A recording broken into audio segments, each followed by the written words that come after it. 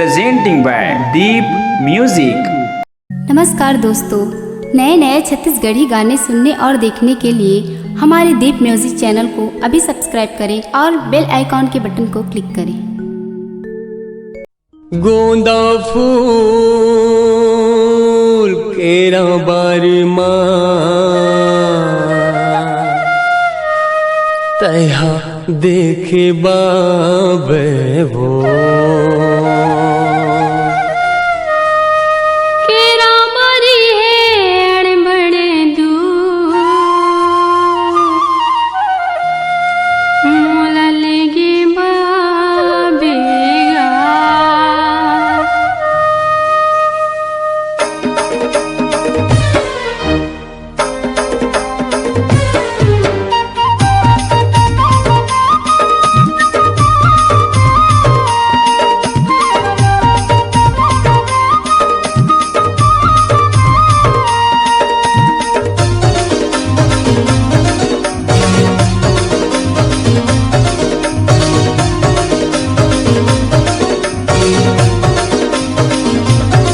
गोंदा फूल केरा बारी तैहा देखे बाबे वो केरा बारी हेड़ बड़े दूर मोला लेगे बाबेगा। गोंदा फूल केरा बारी तैहा देखे बाबे वो केरा बारी हेड़ बड़े दूर मोला लेगे बाबेगा। आजा जाओ रानी आ जाओ आजा जागा राजा जागा। आ जाओ ये रानी आ जाओ जागा ये भैया जागा।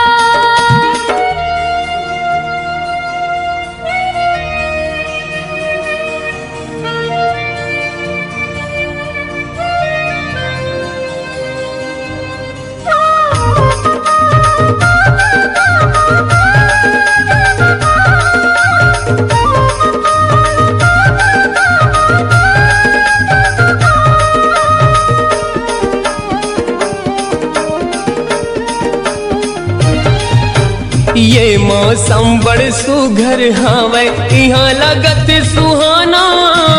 तोरे से सुरता करत राजा यहाँ ते जल्दी आना।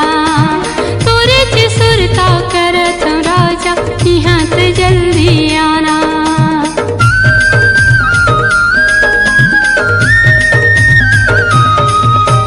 संसो फिकर झिनकर रानी तोला लेगे बरिया हूँ। जल्दी ते आ जाए मोरे राजा तोर संग मैं हाँ जाऊँ।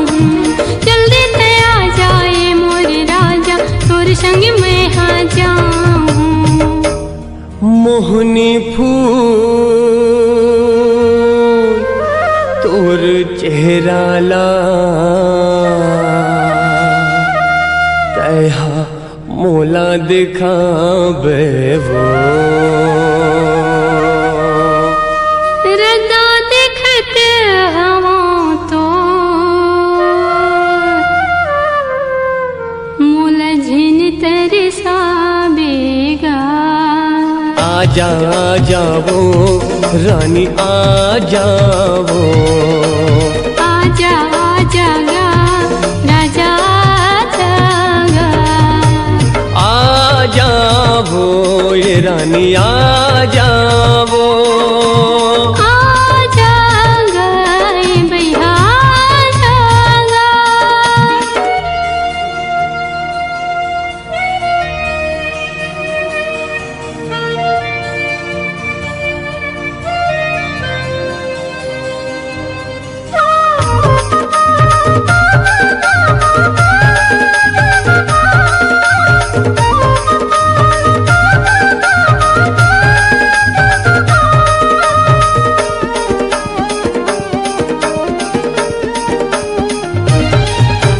कलपत हावे मोर जीवराहा औ तै जिन कल पाबे। मोह तरसत हावो राजा औ ते झिन तरसाबे। मोह तरसत हावो राजा औ ते झिन तरसाबे।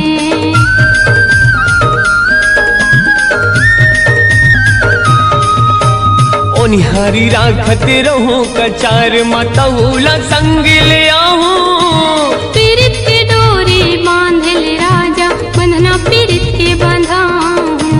पीरित के डोरी बांधल राजा बंधना पीरित के बंधाऊं। जीवरा कलपत हवे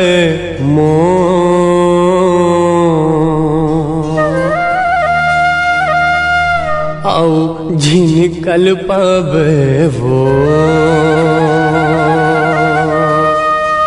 सुरता करते हवा तो